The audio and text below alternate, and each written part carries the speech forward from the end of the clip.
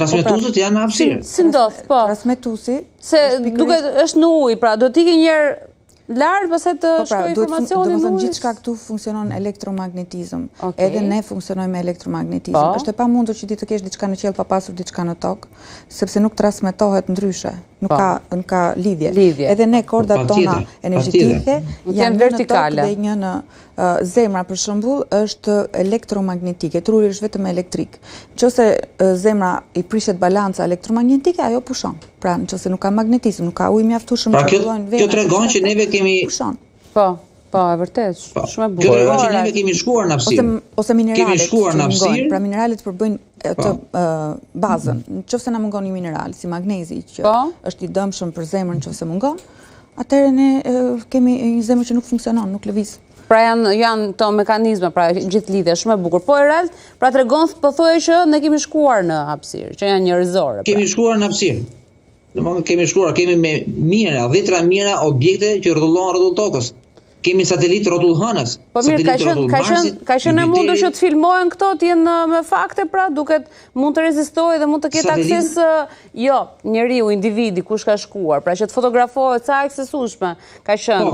Pas e një aparati aty. Kemi video plot. Po, kemi video të njerëzve që kanë shkuar, kanë zbritur në hënë.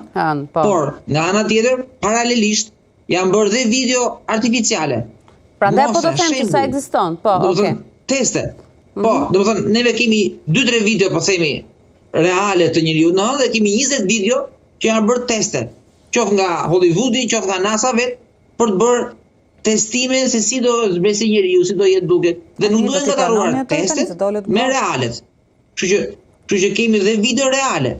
Thjesht nuk duhen ngatruar videot me. Pra ti thua që kanë shkuar, ti thua që ka video, por ka edhe pra fakte që kanë shkuar, ka dhe fakte të tjera të cilat përkojnë me video të rreme.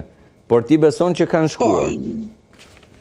Po, dhe njerëzit për të kundërshtuar faktin që kanë zbritur njerëzit, marrin video që janë bërë jo falso, jo me qëllim të keq. Teste, janë bërë teste, video testuese. Po, nuk e di e dëgjon pra verën, po. Po, ajo fotoja që në 57-ën që qarkullon e njëjta foto, falso është? Falso është, e gjitha është falso, jo vetëm ajo. Nuk e di cilën foto, po ka shumë foto, që nuk janë reale. Vendosja po thua për atë individin që ne dim që toka është rrumbullakët. Tani sistemi globalist patjetër që do ta nxjerrë tokën të rrumbullakët, sepse ideja e globalizmit është që të bëjë gjithë njerëzit njësoj, të mendoj që gjithçka është njësoj, të gjithë jemi njësoj. Dhe është shumë kontradiktor. Ti nuk mendon që ti e kundërshtuese tek toka, që nuk është e rrumbullakët, pra këtë jemi duke është e papërcaktuar ende, e papërcaktuar. S'mund të thuash që është kështu kur që është formë e papërcaktuar. Që të të mbushet mendja që toka është e rrumbullakët, do shkosh në shkollë për atë dhe vetëm pasi shkon në shkollë bindesh që është ashtu. Nëse është e vërtet, mjafton të ta thonë një herë dhe nuk ke nevojë të shkosh 20 vjet ta studiosh. Kështu që nga kjo fillon brainwash. Tani shkon për fakti që themi që ka alien, por nuk ka jetë po dolëm nga këtu. Nuk të bën sens, nuk ka një lidhje komplet alogjike. Po Erald, diçka të fundit lutem. Nëse ne pranojmë që ekziston graviteti, një diçka që tërheq, domethënë, dhe kjo tërheqje është gjithmonë drejt një qendre, drejt një drejtimi caktuar, nuk mund të ekzistojë domethënë një objekt gjigant i madh në formë pllake, sepse anët e pllakës do të kishin tërheqjen horizontalisht drejt qendrës. Do shtypej pllaka. Po se planetet janë rreth ekzistencës, nuk janë topa që nga graviteti.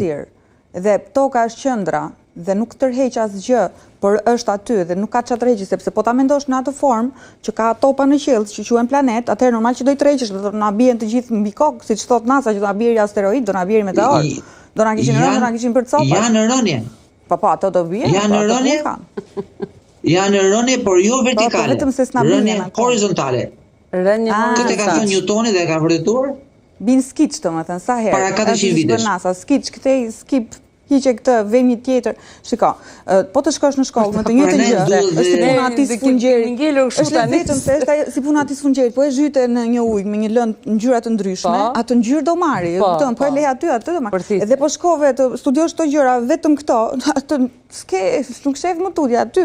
Edhe unë, po të bëjt njëjtën gjë, atë do shoh. Puna është që të dalësh pak për te, dhe unë kur po thoj atëherë që letëzo për jashtë, letëzor edhe në gjë tjetër, hiqe atë, hiqe.